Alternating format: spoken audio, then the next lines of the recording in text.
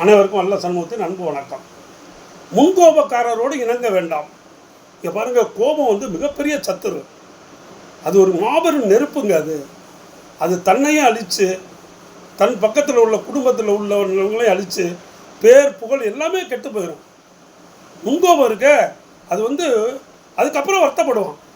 ஐயோ நம்ம இப்படி செஞ்சிட்டோம், அது மாதிரி பண்ணிட்டோம். எத்தனை பாருங்கள், பாலியல் வன்கொடுமையிலேருந்து பொருள்களை அபகரிக்கிறதுலேருந்து பணக்கையாடல்லேருந்து எவ்வளோ பெரியது ஒரு கோபத்தில் ஏதோ செஞ்சிடுறாங்க. அதுக்கப்புறம் என்ன செய்கிறாங்க, போய் தண்டனை அனுபவித்து உட்கார்ந்ததுக்கப்புறம் ஐயோ நம்ம அப்படி செஞ்சுருக்க வேண்டாமே.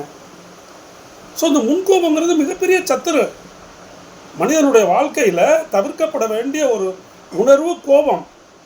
இது எப்படி பயம், கோபம், இந்த உணர்ச்சியெல்லாம் நம்ம கட்டுப்படுத்தணும்னு சொல்கிறாங்களோ அது மாதிரி தான் முன்கோபங்கிறது. என்ன, அந்த புத்தி மழுங்கிருங்க. மனசு வேலை செய்யாது, புத்தி வேலை செய்யாது. கோபம் ஏறிடுச்சுன்னா கண் அப்படியே தகிக்கும். பார்வை சரியாக தெரியாது, நமக்கு எதுக்கு சரி தப்புங்கிற பாதை தெரியாது. அந்த ஒளி போயிடும். அப்போ என்ன செய்யும், தப்பாக தான் செய்வான். அவனுடைய எது பேசுனா தப்பாக பேசுவான்.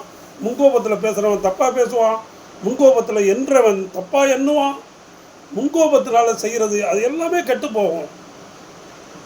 அதனால முன்கோபத்தைக்காரன்ட்டு அவன்கிட்ட போய் நீங்கள் இணக்கமாக போய் என்ன ஆகும், தொட்டதுக்கெல்லாம் முன்கோபம். கண்ணாடி கிளாஸ் போட்டு உடைச்ச மாதிரி தான், திருப்பி ஒட்ட வைக்கவே முடியாது.